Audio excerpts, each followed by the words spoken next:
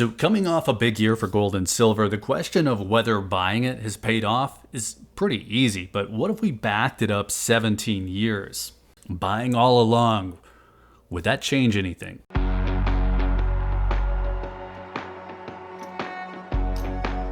Maybe the most important topic in the category gold and silver is whether it makes logical sense to get into it in the first place. And I say logical here because gold fever, that's a real thing. There are ways to turn any good idea into a bad one. Bad decisions based on emotion. I say that as I'm stacking the pretty coins in the back. That can help turn this whole thing into a bad financial decision instead of a good one. So I want to cover a few quick things based on my personal experience with gold to help you decide if it's right for you, or maybe just help pointing out what has made it right for me. And we should probably start by saying this is not a hype show. I have a channel about physical gold, so clearly I think it's a good idea. But spoiler alert, I don't do any of this to spread any kind of fear of missing out. I don't spin stories to make this stuff, gold or silver, seem like a lottery ticket that you need to have. I just take a practical approach. I show what the metals are doing, and I talk about what they've done. I also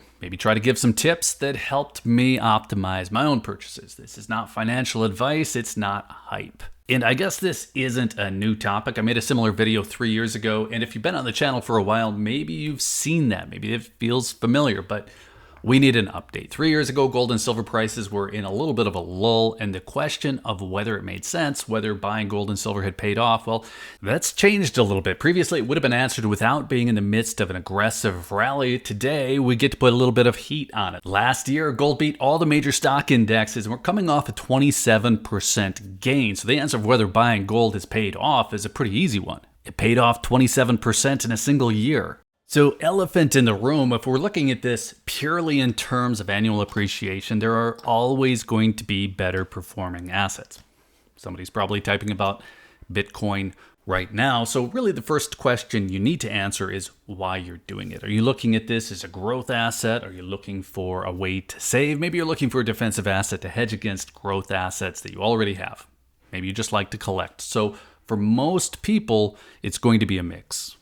Let's take a quick breath and give a shout out to summitmetals.com. If you're looking to buy gold or silver, they're a great place to do it. Summitmetals.com.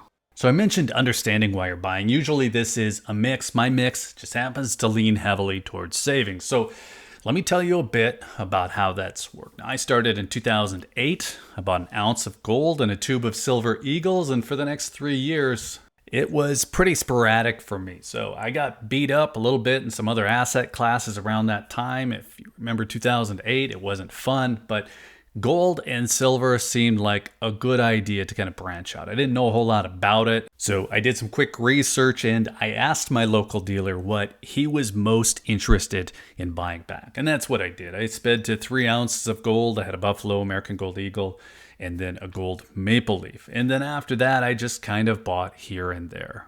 So it was mostly an emergency use asset for me initially. And if I stopped there, that question of whether or not it was worth it would probably be maybe.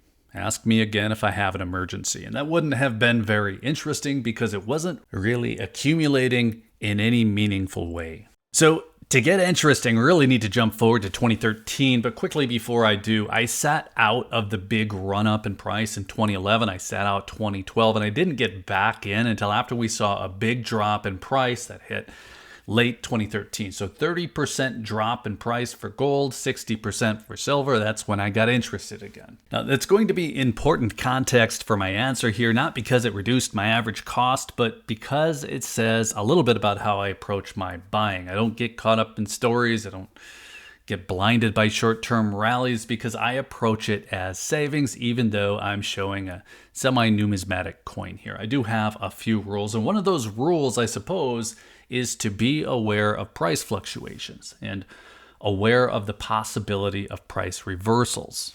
And with that basic context, the answer to the question of whether or not I think it was worth buying gold and silver for 17 years is, yeah, sure, no real soul searching to be done there. The gold that I've bought has grown in value substantially beyond the rate of inflation, and the way that I've gone about buying it did not steal capital from important things. Now, I do have a few notes on that, but first, I have to say that my silver buying has been a lot different than my gold buying. Now, over the 17 years of buying gold, I only had a few of those years buying silver. I'm not going to make this about one being better than the other, but the premiums on silver, the volatility of silver, and the 14-year stretch where silver still hasn't reclaimed its nominal all-time high kind of adds up to a different answer. And it wouldn't have been worth it from an accounting perspective, that part's clear, if I'd simply been buying silver all along.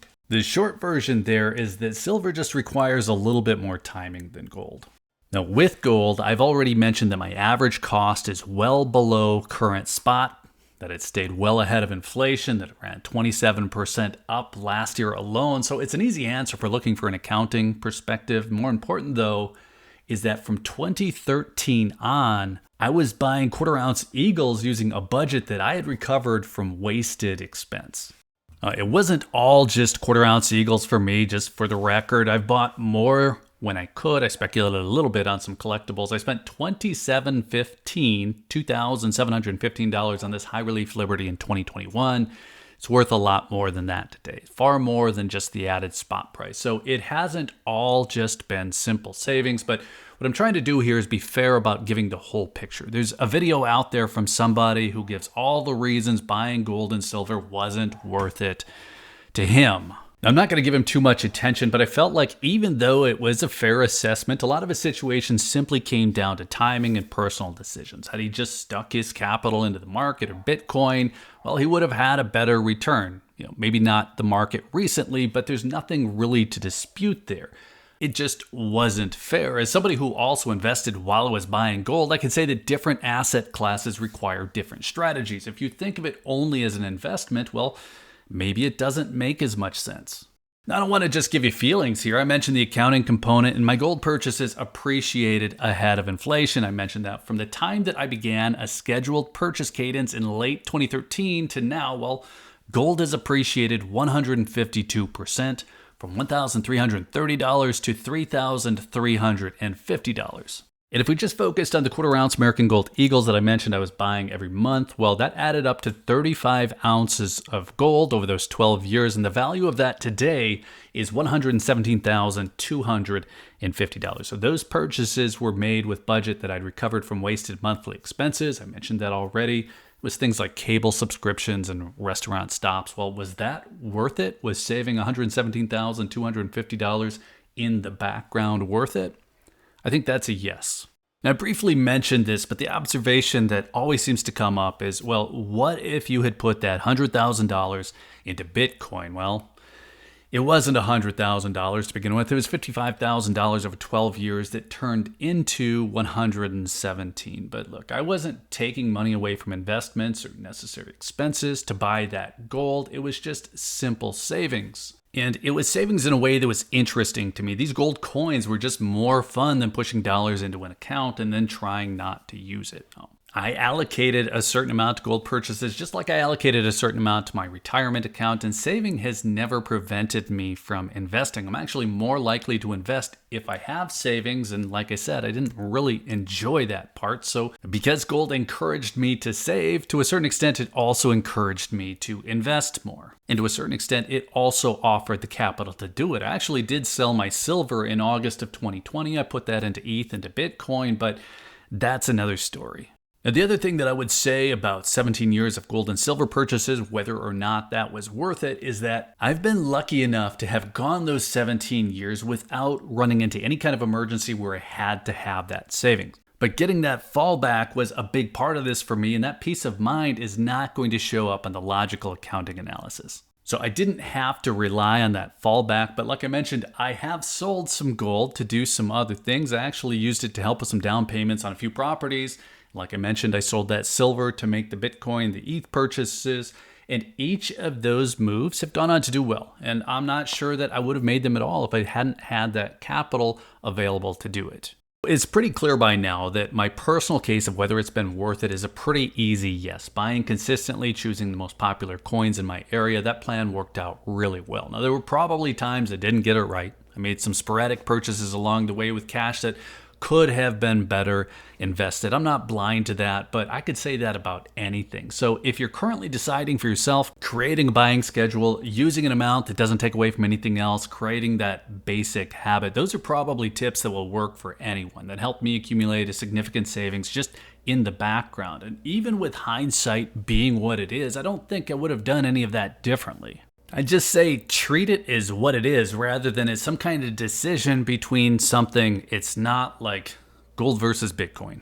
So I think we answered the question of whether buying gold over the past 17 years has been worth it. Silver, that's a little bit more complicated, and maybe that needs a part 2, but either way, let's call it good there. Let us know what you think, whether it makes sense to you to buy gold and silver, and whether you have some of your own tips from your own experiences. Let us know. And then while you're in the comments, be sure to hit that like button if you found any of this interesting. Be sure you're subscribed with notifications turned on if you want to hear more on the topic. And if you're still here, thanks again for watching. I always appreciate your time. Take care.